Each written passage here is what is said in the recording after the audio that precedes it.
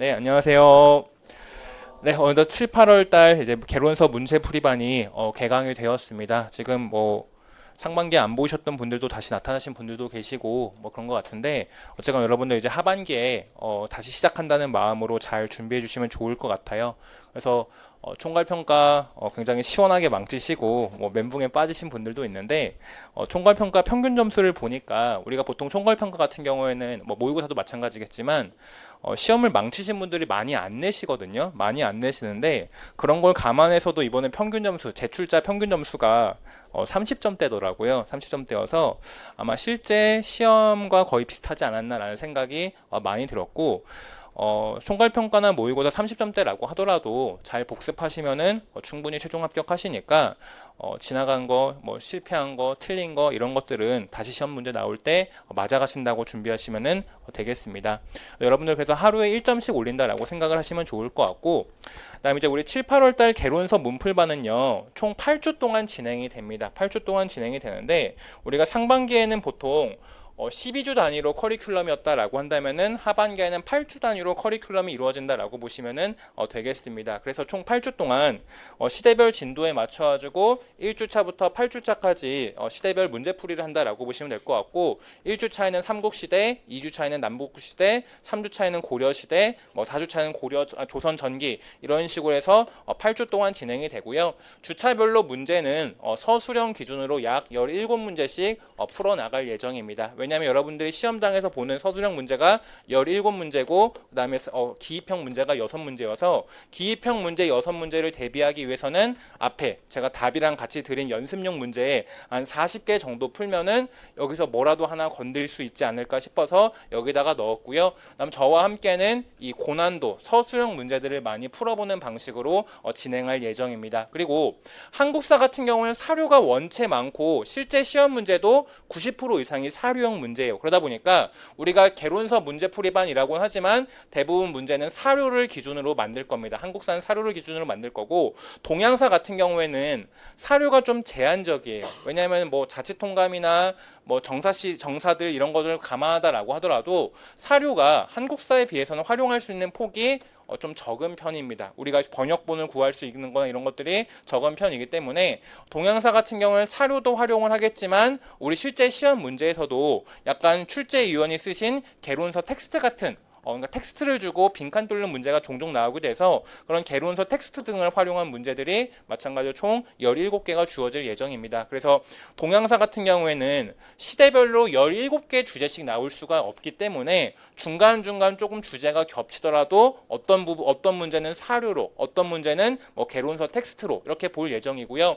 그다음 동양사 같은 경우에는 개인적으로는 사료를 보는 아시아사에 있는 설명 내용들 해설이라던가 주요 사료라던가 이런 것들도 수업 중간중간에 다룰 예정입니다. 다룰 예정이어서 뭐 사료를 보는 아시아사를 뭐 개인적으로 준비해 오셔도 되고 그게 아니다라고 한다면은 제가 나눠드린 자료에 있는 것들만 가볍게 보셔도 사료를 보는 아시아사에 있는 내용들을 여러분들 같이 볼 수 있을 겁니다. 그래서 사료를 보는 아시아사는 사실 최근 시험 문제에서는 20점 만점에 한 1점 정도가 출제가 돼요. 1점 정도가 출제가 되어서 내가 초수다라고 하는 분들은 뭐 과감하게 버리셔도 상관이 없는 부분이고 내가 좀 공부가 연차가 되고 불안하다 나는 이런 뭐 사육론이니 이런 거 틀리는 게 너무 신경 쓰인다라고 하시는 분들은 수업 시간에 나눠드리는 부분들 잘 보시면은 어지간한 부분들은 맞을 수 있지 않을까 싶습니다. 그래서 어쨌거나 우리 수업 시간에는 총 17문제가 나가고 1시간당 보통 4문제씩 풀 예정이고요. 전근대사에서는 이 4문제 중에 한 문제를 한문사료로 반드시 배치를 할 예정입니다. 그래서 이 정도 진도로 나가니까 같이 봐주시면은 되지 않을까 싶고 그 다음에 여러분들 이제 이 7, 8월 달에 가장 중요한 거는 학원 모의고사가 아니야. 학원 문제가 아니라 학원 문제를 토대로 해서 여러분들이 기출 문제를 보면서 앞으로 뭐가 나올 것인지를 여러분들 끊임없이 생각하시고 밥 먹으면서도 친구들과 이야기를 하면서도 나올 만한 것들을 계속해서 점검해 보시면 좋겠어요. 그래서 7, 8월 달에나 뭐 하반기에 폐방으로 가시는 분들이 뭐가 있냐면은 가끔씩 제가 만든 자료에 작년 거, 재작년 거까지 구해가지고 열심히 학원 문제를 푸시는 분들이 있는데, 물론 문제풀이가 많이 필요하고 내가 공부 수준이 됐다라고 한다면은 뭐 그렇게도 상관이 없는 건데, 여러분 출제위원은 제가 아니에요. 구형모의 출제 경향을 파는 게 중요한 게 아닙니다. 출제위원의 경향을 파는 게 중요해서 그냥 뭐 제 부분은 올해 거 위주로 그냥 보시면서 여러분들은 끊임없이 기출문제나 교과서 등을 옆에 놓고 뭐가 나올 수 있을 것인지를 끊임없이 생각해 보시면 좋겠습니다. 그래서 예컨대 제가 올해 7, 8월 때 고조선 문제를 뭐 예를 들면 위만조선 부분만 가지고 문제를 냈다라고 한다면은 여러분은 복습하실 때 앞에 단군조선에서 나올 수 있는 부분은 뭘까? 혹은 위만조선 성립 이후 혹은 위만조선의 멸망 과정에서 나올 수 있는 부분들은 뭘까? 끊임없이 생각해 보시면은 좋겠습니다. 왜냐면은 어차피 학원가의 문제는 교육과정 평가원에서 다 수거를 해가요. 올해 문제 같은 경우는 다 수거를 해가기 때문에, 물론 우리도 변칙적으로 갑자기 강의 판매를 중단하거나 별 여러 가지 일을 해가지고 최대한 수거를 막지만 성공한 적도 있고 실패한 적도 있거든요. 성공한 적도 있고 실패한 적도 있는데, 어쨌거나 여러분들도 그런 것들 같이 봐주시면서 제발 학원 모의고사, 학원 시험 문제 너무 분석하지 말고 기출 문제를 토대로 해가지고 앞으로 뭐가 나올 것인지를 점검해 보시면은 좋겠습니다. 그리고 초생분들은 지금 이 문제 풀이를 할 때 여러분 11월 달에 합격생 기준으로 해가지고 한 전체 문제의 6, 70%가 맞거든요. 그러면은 합격생 기준으로 11월 달에 이러면은 그것과 비슷한 난이도로 내고 기입형 문제도 없는 지금 7, 8월 달 문제에서는 50%만 맞아도 성공이야. 50%만 맞아도 성공이니까 지금 뭐 4점짜리 중에 1, 2점 맞는다라고 해서 좌절할 필요 없습니다. 여러분들이 중요한 거는 지금 이 기간 동안 복습을 해 나가서 11월 달에 6, 70%, 즉 한 70% 정도, 내가 수석을 노린다면은 80% 정도를 맞는 거를 목표로 해 주시면은 되지 않을까 싶어요. 그래서 그 정도 마인드 탑재해 주시면 좋을 것 같고, 어쨌건 제가 드리고 싶은 말씀은 학원 문제는 문제일 뿐이다. 그냥 여러분들이 공부의 내용 빠진 것들이 무엇인지 정도를 봐주시면 되겠습니다. 그래서 뒤에 문제에서 상처받았을 때는 이 앞에는 연습용 문제를 푸시면서 위로를 받으시기 바라고, 출전 같은 것들 다 써놨으니까 궁금하신 내용 있다라고 한다면은 해당 텍스트 찾아봐도 되고, 뒤에 정답도 다 수록이 되어 있으니까 정답 같은 것들 봐주시면 되겠습니다. 그래서 인강생 분들은 문제 다 풀고 수업 들으시고, 직강생 분들도 전날 저녁 6시 이후에 본관 가가지고 문제 수령해서 미리 풀어 오시던지, 아침에 좀 문제 미리미리 4문제씩 풀어봐 주시면 좋겠습니다. 그럼 우리 이제 1번 문제 나가도록 할게요. 지금 1번 문제까지 2번 문제까지 보고 잠깐 쉬었다가 OT 끝나고 3교시부터 2교시부터 본격적으로 나가도록 하겠습니다. 자, 우리 시험 문제에 고조선이 나온 적은 사실 없어요. 90년대 문제에서 쉽게 나온 적은 있었지만 실질적으로 메인으로 고조선 문제가 근래 시험에 나온 적은 단 한 번도 없습니다. 심지어 수능에서도 고조선은 자주 나오는 편은 아닙니다. 잘 나오는 편은 아닌데, 다만 한능검이나 공무원 시험 등에서는 이 고조선이 그래도 종종 나온 적이 있고, 또 우리 시험에서 만약 시험 문제가 나온다라고 한다면은 약간 신화라고 할 수 있는 단군 신화 부분보다는 내 생각에는 그래도 중국 정사라던가 이런 데서 다 중복적으로 언급되는 위만부터 나올 가능성이 크지 않을까 싶어요. 크지 않을까 싶고, 그다음 이 고조선이 시험 문제가 나오기 어려운 부분이 뭐냐면은 이 사서에 나오는 지명들이 현재 어느 지명이냐가 굉장히 관건인 부분들이 많습니다. 예컨대 이 기억에 들어갈 부분을 보게 되면은 이 위만이라고 하는 분이 기억이라고 하는 이 폐수라고 하는 지역을 건너서 왔다라고 서술되어 있는 부분이 있기 때문에 도대체 이 폐수라고 하는 것이 어디냐라고 하는 것이 굉장히 의견이 분분한 부분입니다. 그래서 뭐 중국 요동망면의 강을 가리킨다, 압록강을 가리킨다, 청천강을 가리킨다, 굉장히 의견이 분분한 부분인데, 어쨌거나 우리 학자분들, 출제위원분들은 우리에게 역사학자 정도의 지식을 원하진 않지만 교과서에 나오는 이런 사료들에서 중요 포인트 정도는 여러분들이 알기를 원한단 말입니다. 그렇기 때문에 이 폐수라고 하는 지명이 어쨌거나 고조선과 중국 사이에 하나의 경계선을 가리키기로 하는 부분이다라고 하는 부분들 정도 봐주시면 좋을 것 같고, 오늘날 어디인지는 의견이 분분해. 그냥 압록강, 청천강 뭐 그 정도 어딘가 사이 정도로 여러분은 보시면 될 것 같고, 뭐 깊게 들어가면 한서와 사기가 뭐 다를 수도 있다 뭐 그렇기도 하지만 여러분들은 그 정도만 보시면 될 것 같고, 폐수라고 하는 지역을 경계로 해서 나타난다. 특히 위만이라고 하는 분이 중국에서 건너올 때 이 폐수라고 하는 지역을 건너서 오게 되었다라고 하는 부분들 봐주시면 되겠습니다. 그 정도 보시면 될 것 같고, 그 다음에 이 니은이 디귿 이후 강대해질 수 있었던 요인이라고 하는 부분, 이게 시민의 한국사에서 조금 강조하고 있는 포인트입니다. 시민의 한국사가 어쨌거나 출제 유형급들이 굉장히 많이 저자로 들어간 책이고 임용고시 수험생들을 위해서도 썼다라고 표방하고 있는 책이니까 우리가 어쨌거나 시민의 한국사를 지금 중심으로 교과서와 함께 보고 있는데, 어쨌거나 이 위만이 왕이 되었대. 뭐 왕엄, 사서에 따라서 왕검성이라고 하게 되는데, 이 왕엄성의 도읍을 정하고 왕이 되었다라고 나오고, 그 이후에 우리 교재도 나와 있어. 강대해질 수 있었던 포인트 3가지가 뭐냐면은, 한해 외신으로 책봉이 되면서 사례도 나오는 얘기입니다. 철기 문화를 어쨌거나 이 주변 지역에서 독점적으로 수용을 할 때, 한해 외신으로 책봉이 되면서 한으로부터 철기 문화라고 하는 것을 이 부근 지역에서는 유일하게 거의 독점적으로 수용하였다라고 하는 부분들 같이 기억해 주시면 좋을 것 같고요. 뭐 철기 문화라던가 선진 문물이라던가 이런 것들을 독점적으로 수용하였다라고 하는 부분들 기억해 주시면 좋을 것 같고, 두 번째로는 뭐 여기도 나오는 부분이기도 두 번째로는 이 위만 조선이 어쨌거나 이렇게 한해 외신으로 책봉이 되면서 주변에 있던 소 세력들을 복속을 시켰대. 이때 나오는 소 세력들이 진번이라던가 임둔이라던가 이런 이들을 복속시켰다라고 하는 것들이 나와 있습니다. 진번이라던가 임둔이라고 하는 이들을 복속시켰다라고 하는 부분들 봐주시면 좋을 것 같고, 특히 이 임둔이라고 하는 이들은 정확히 뭔지는 모르겠지만 이들이 있었던 지역 등을 봤을 때 시민한국사에서는 무슨 이야기도 하고 있냐면은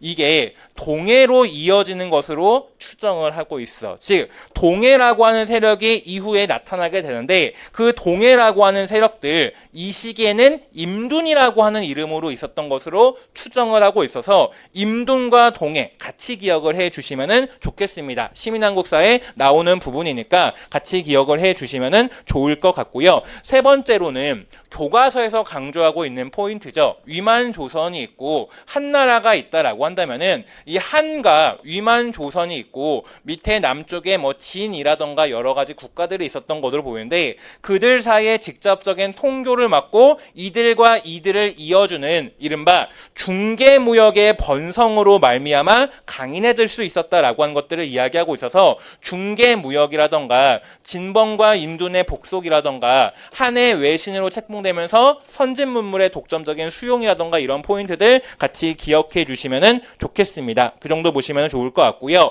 그 다음에 사실 우리가 이 부분의 시험 문제가 나올 때 이제 우리가 이 고조선이라고 하는 부분에서 가장 또 눈여겨볼 만한 부분이 뭐냐면은, 위만이 어쨌거나 왕위를 찬탈을 하면서 원래 기존의 고조선 왕이었던 준이라고 하는 사람이 남쪽 지역, 즉 한해 지역으로 도망을 쳐가지고 한왕이 되었다라고 하는 기록이 보이게 됩니다. 그렇기 때문에 원래 이 고조선이라고 한 나라에 기자가 왔다라고 하는 기자 동례설이 있고, 기자 동례설을 현재 학계에선 인정하지 않지만 기자 동례설을 만약에 인정한다라고 한다면은 이 준왕이라고 하는 사람도 기자의 후예가 됩니다. 기준이라고 볼 수가 있게 되고, 그러면은 기자의 이런 교화, 중국의 중국으로부터 교화를 기자가 오면서 중국으로부터 교화를 받게 되는데 그의 후손인 이 준왕이 남쪽 지역으로 갔어. 위만이 찬탈했기 때문에 위만에게 정통론이 넘어가지 않고 이 준왕에게 전통론이 여전히 정통이 있다 보니까 준왕이 나중에 왕이 된 즉 이 사만 지역으로 정통론이 계승되었다라고 하는 사만 정통론이라고 하는 것이 언제 조선 후기에 유행하게 된다라고 하는 것들 기억하시면 좋을 것 같고 조선 후기에 왜 이런 사만 정통론이라던가 이런 것들이 유행할 수밖에 없다. 기존에 중화라고 여겼던 명이라고 한 나라가 무너지고 청이라고 한 나라가 등장을 하게 되는데 청이 중화 문명의 계승자일 것이다. 아니다라고 보는 거야. 우리 조선이 중화 문명의 계승자라고 보는 거고 우리 조선이 중화 문명의 계승자라고 한다면은 그 계통을 어디에서 찾을 수 있다? 기자가 동래한 거에서 찾을 수 있다. 기자의 이 정통이라고 하는 것이 사만으로 이어지게 되었고 오늘날 조선으로까지 계승되었다라고 보게 되면서 이런 사만 정통론이라고 하는 것이 등장하게 되었다라고 하는 부분들을 봐주시면 되겠습니다. 우리가 보통 여기를 주목을 하게 되는데 다만 시민한국사에서는 또 무슨 이야기를 하고 있냐면은 이 준왕이 내려갔는데 한왕이라고 칭했대. 그리고 위만 조선에서의 이제 나중에 우거왕이 등장을 하게 되는데 우거가 한나라로부터 격파되기 이전에 조선상 역계경이라고 하는 사람이 우거에게 간언을 하였대. 저 한나라와 함부로 맞서 싸우면 안 됩니다라고 간언을 하였고 그 말이 받아들여지지 않자 동쪽의 진국으로 갔대. 그런데 이게 이 동쪽이라고 하는 것이 한반도 남부로 간 것으로 보여. 한반도 남부 지역으로 간 것으로 보이거든. 왜냐면은 위만조선이 여기에 있고 위만조선의 근거지가 평양이라고 치면은 평양으로부터 약간 동남쪽으로 간 것으로 보인다고.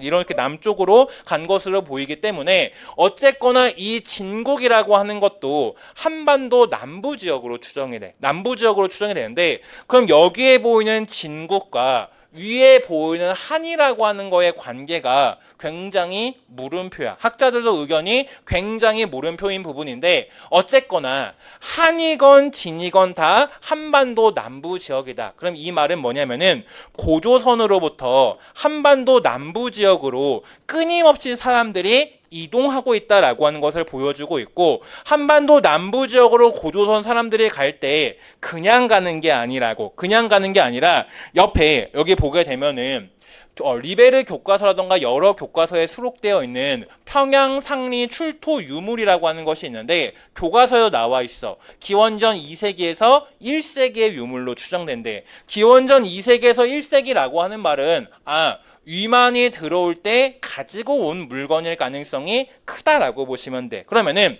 위만이 이미 들어올 때 이런 철기 문화라던가 이런 거를 가지고 들어왔고 위만이 어쨌거나 준왕 밑에서 오랫동안 있다가 반란을 일으킨 것인데 그럼 이런 철기 문화라던가 이런 것들이 어쨌거나 준왕 때든 혹은 준왕 이후의 역계경 때든 다 고조선 유민들이 이거를 사만 지역에 전파를 하게 된다고. 그러다 보니까 사만 지역에 이런 고조선 유민들의 전례로 말미암아 뭐가 본격적으로 보급되기 시작하였다? 철기 문화가 본격적으로 보급되기 시작을 하게 되고 이때의 철기 문화라고 하는 거 농경기구라든가 이런 것들이 굉장히 많기 때문에 사만 지역의 철기 문화를 바탕으로 한 농경이 발달하는데 영향을 미쳤다라고 하는 부분들 기억해 주시면 되겠습니다. 기억해 주시면 될 것 같고 다만 철기 문화를 꼭 써야 돼. 왜냐면은 이 한반도 남부 지역은 청동기 시대에서도 농경이 이루어졌고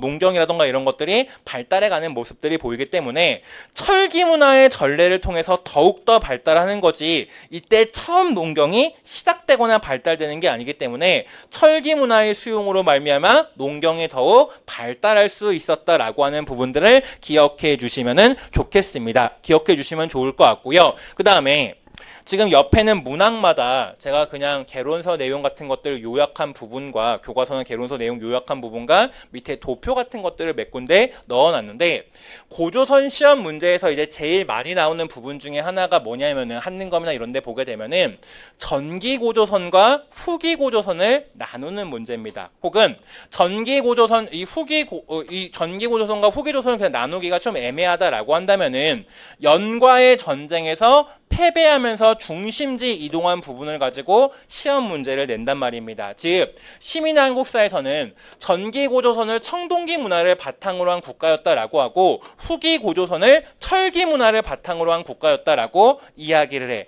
그 분기점을 대략 기원전 4세기 무렵에 철기 문화가 전래되고 이 철기 문화, 전국시대 유의민들이 가지고 온 철기 문화가 전래가 됨에 따라서 전기 고조선과 후기 고조선으로 구분할 수 있다라고 나온다고. 그러면은 시험 문제를 만들 때 원래 전기 고조선은 이런 비파형 동검이나 탁자식 고인돌을 배경으로 하는 요인으로 하는 청동기 문화였다라고 한다면은 전국시대 유민들의 이주와 철기 문화의 전래 등으로 말미암아 철기 문화를 바탕으로 한 후기 고조선 시기에는 기존과는 굉장히 많은 사회 경제적 변화상이 있었다. 정치적으로나 사회적으로나 경제적으로나 여러 가지 변화상이 일어나게 되는데 그러다 보니까 이 후기 고조선 시기에 가게 되면은 여러 가지 관직의 분화 현상이 사서에서 엿보이게 돼. 처음에는 대부예라고 하는 이름만 나오다가 점점점 뭐 비왕이라던가 상이라던가 장이라던가 여러 가지 관직들이 나오는 모습들이 보여서 철기 문화가 수용이 되면서 관직의 분화라던가 혹은 왕위 부자 상속 원칙이라고 하는 것이 엿보이게 된다고. 이전에는 부자 상속을 했는지 어땠는지가 굉장히 불분명해. 그런데 이렇게 철기 문화가 수용된 다음에는 사서에서도 부자계들 간의 왕위 상속이 되는 모습들이 정확하게 보인다라고 하는 부분들 보시면 될 것 같고, 어쨌거나 기원전 4세기 무렵에 철기 문화가 전래가 되면서 고조선이 굉장히 많은 자신감을 갖게 되고 그 자신감의 와중에 너무 자신감이 세지다 보니까 급기야는 연나라와 전쟁을 하기도 했어. 하지만 여기서 대패를 하게 되고 그러다 보니까 원래는 랴오허강 주변부에 중심지가 있다가 대동강 일대로 중심지가 옮겨갔다라고 하는 이야기를 보통 많이 하게 되고,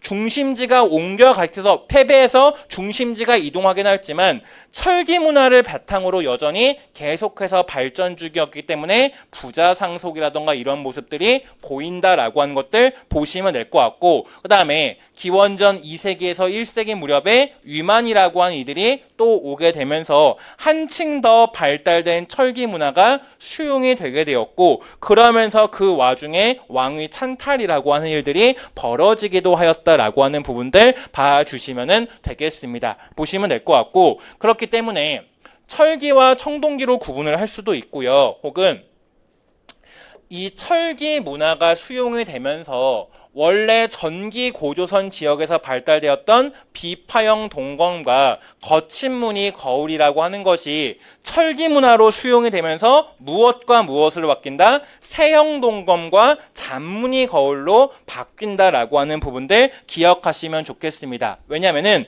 한능검 문제에서는 A와 B로 구분을 해가지고 랴오강 일대에 있었던 지역대 출토된 유물과 대동강 유역으로 중심지를 옮겼을 때 출토된 유물을 각자 찾아 쓰는 문제가 한번 한능검에서 나온 적이 있었기 때문에 철동기 시대에는 비파형과 거친 무늬, 그 다음에 철기 문화 시기에는 세형 동검과 잔무늬 거울이었다라고 하는 부분들 같이 기억을 해 주시면 좋겠습니다. 그래서 기억을 해 주셔서 이런 부분들 즉 보게 되면은 그 다음 문장 보게 되면은 고조선은 기원전 3세기 초 연해 침공을 받아 서쪽 영역을 크게 잃게 되었고, 이로 인해 고조선의 영역은 한반도 서북 지역 즉 대동강 주변부로 줄어들게 되었대. 그런 상황 속에서 비파형 동검의 전통을 이은 세형 동검이 대동강에서부터 청천강 남쪽 지역에 주로 분포한다는 사실은 이런 후기 고조선 고조선 지역의 영역을 보여준다라고 할 수 있다라고 하는 부분들 기억해 주시면 되겠습니다. 그래서 그 정도 보시면 될 것 같고,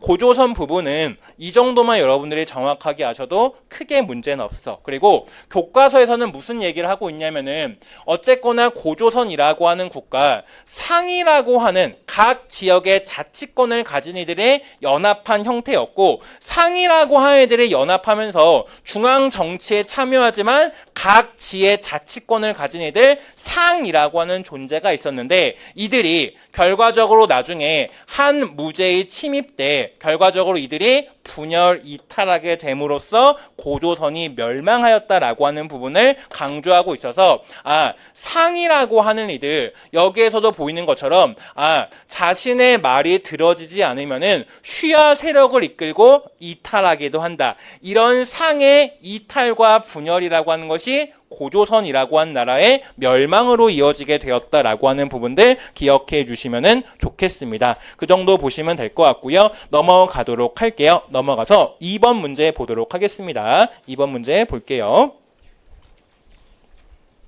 자, 2번 문제 보면은 지금 우리 여러 나라의 성장이라고 하는 부분도 시험 문제에 자주 나오는 부분은 아닙니다. 최근 우리 시험에서는 언제 나왔었냐면은 고구려에 신속된 옥저를 이야기할 때 그 옥저 지역을 어떻게 통치하는지를 물어보는 문제가 나왔고, 그 앞선에서는 어떻게 출제가 되었냐면 객관식일 때, 즉 우리 임용 문제가 전공에서 40문제가 나오던 시절에 딱 한 번 출제가 되었어. 그렇기 때문에 여기도 출제 가능성은 매우 낮다 정도로 보시면 될 것 같고, 다만 이제 여러분들이 기억할 부분은 뭐냐면은 이런 식으로 국가에 대해서, 그러니까 2010학년도 문제에서도 보게 되면은 그 국가에 대해서 여러 가지 현상들, 사료의 기록들을 나오면서 이 국가가 도대체 어디인지를 찾는 문제가 나왔습니다. 찾는 문제가 나와가지고 이 문제도 옥저와 동해를 가지고 조금 어렵게 착각할 만한 부분들 위주로만 냈던 부분이었는데, 먼저 기억은 옥저입니다. 동옥저라고 하는 국가고요. 여기에 힌트가 나와 있죠. 무슨 힌트가 나오냐면은 동북가는 좁고 서남가는 굉장히 길다라고 이야기를 하고 있습니다. 그래서 옥저라고 하는 지역은 이런 식으로 굉장히 길게 배치가 되어 있다라고 하는 부분들 보실 수가 있고, 그러다 보니까 북쪽으로는 부여라던가 이런 이들과도 맞닿아 있었다라고 이야기를 하고 있습니다. 그렇기 때문에 나중에 이 부여라고 하는 이들이 이탈을 해가지고 올 때 북옥저 지역으로 도망을 쳐가지고 동부여라고 하는 국가를 만들기도 하였다. 그 정도라고 하는 부분들 같이 기억을 해 주시면 좋겠습니다. 그 정도 보시면 될 것 같고, 그 다음에 최종적으로 나와 있죠. 여기 나와 있는데, 큰 나라의 틈바구니에서 핍박을 받다가 결국 어디에 신속하게 되었대? 고구려에 신속하게 되었다라고 하는 이야기를 하고 있습니다. 하고 있고, 그러다 보니까 우리 시험 문제 나왔던 부분이 뭐였어? 고구려에 신속하게 되었을 때 어떻게 통치가 되었는지를 물어보는 문제가 나와서 이 지역의 유력자들을 통해서 간접적으로 지배하는 형태가 과거 시험 문제, 최근에 우리 시험에서 한번 나왔던 적이 있었죠. 대략 태조왕 때 복속이 되었고, 태조왕 시기는 서기 1세기에서 2세기 시기였는데, 고구려라고 한 나라는 서기 3세기 후반 무렵에 지방관을 파견하기 시작을 하다 보니까 이 시기엔 지방관이 없던 시기여서 이 지역의 유력자를 통해 간접 지배하는 형태였다라고 하는 것이 시험 문제에서 나왔던 부분이었고, 다만 이제 우리는 어떤 걸 기억을 해야 되냐면은 이 국가들이 왜 이렇게 중앙집권 국가로 발전하지 못했는지를 물어보고 있는데, 사실 여기에도 힌트가 나와 있죠. 큰 나라의 틈 바구니에서 핍박을 받았대. 즉 동해나 옥저 등을 보게 되면은 한때는 위만조선의 지배를 받기도 하였었고, 그 이후에는 한 사군의 통제를 받기도 한다고. 그러다가 나중에는 고구려의 통제를 받기도 하고, 특히 동해 같은 경우에는 고구려의 통제를 받다가 다시 위나라의 통제를 받기도 하는 모습들이 나오기도 해. 그러다가 나중에 다시 고구려로 넘어가게 되는데 이런 식으로 끊임없이 주변 국가들로부터 핍박, 신속되다 보니까 결과적으로 중앙집권 국가, 대군장이라고 할 만한 이들이 출현할 수 없었다라고 하는 부분들을 기억해 주시면 좋겠습니다. 그 정도 보시면 될 것 같고요. 그 다음에 우리가 기억해야 될 부분이 뭐냐면은 옛 한의 현국이었을 때의 제도이다라고 하는 부분을 가지고 시민의 한국사에서 강조를 하고 있습니다. 왜 강조를 하고 있냐면은 원래는 한사군이 있다가 임둔이나 진번이라던가 이런 군들이 이 지역의 토착민들의 반발로 말미암아 철폐가 되었고 심지어 현도군은 요동 지역으로 옮겨가게 돼. 그러다 보니까 원래는 4개였다가 나중에는 낙랑군만 사실상 남게 되고요. 그럼 낙랑군이 너무 넓은 지역을 통치하다 보니까 뭐 동부도위라던가 이런 하위 기구를 도와주고 주변 지역을 통제하고자 노력을 하게 되는데 다만 이제 시민한국사에서는 무슨 이야기를 하냐면은 원래 이런 한사군의 설치나 위만조선의 멸망이나 한사군의 설치라고 하는 거 다 한무제 시기에 가능했던 거야. 한무제 시기는 이전에 문경지치 시기에 남았던 여러 가지 재정적 잉여가 있었던 시기고 거기다가 균수법, 염철전매제 이런 것들로 말미암아 막대한 재정으로 전쟁을 벌였던 시기라고. 그런데 무제 이후 시기부터는 이런 무분별한 재정 사용이라고 하는 것에 태클이 걸리기 시작해. 왜? 민들도 장기간 그런 세금 부담에 부담스러워서 이탈하기 시작을 하게 되고 조정 내부에서도 이런 전매제라던가 이런 각종 신재정 정책이 많은 비판에 쌓이게 되면서 결과적으로 재정, 이전보다는 세금을 조금씩 줄어들이려고 하는 듯한 모습을 보이게 되고요. 재정이 당연히 축소가 되다 보니까 이전까지는 한사군을 만들고 토착민의 저항이 있으면 다 멸망시키고 찍어 눌렀는데 이제는 그런 갈등을 버리고 싶어 하지 않다 보니까 마찬가지로 낙랑군밖에 남아있지 않지만 야 이런 식으로 동부도인이 이런 것들 굳이 만들어서 주변 지역을 괜히 통제하다가 반발생하지 말고 그냥 이런 것들 과감하게 폐지해버리자라고 해. 동부도의를 폐지하게 되고 대신 주변국의 유력자들을 이른바 제후국처럼 현국으로 삼아주고 간접적으로 통치하자라고 하는 이야기가 나오게 됩니다. 즉 우리가 기억할 거는 이런 낙랑군 동부도의 등의 철폐라고 하는 것으로 말미암아 현국이라고 하는 즉 일종의 제후국으로 삼는 제도 등이 나타나게 되었다라고 하는 부분들 기억해 주시면 좋을 것 같고 왜 이 부분을 말씀을 드리냐면은 이런 동부도의 등의 철폐가 훗날 고구려 태조왕 시기에 이런 영역 팽창이라던가 이런 것들로 이어졌다라고도 서술이 되어 있기 때문에 동부도의의 철폐라고 하는 것이 주변국에는 직접적인 통치에서 간접적인 통치로의 전환을 의미하는 것이었고 그런 통제의 이완이라고 하는 것이 고구려라던가 이런 국가들의 성장과도 연결된다라고 하는 부분들 기억해 주시면 좋겠습니다. 왜냐하면은 여러분이 고구려라고 쳐봐. 고구려라고 치면은 여러분이 고구려 세력이 요만해. 근데 한나라는 세력이 요만해.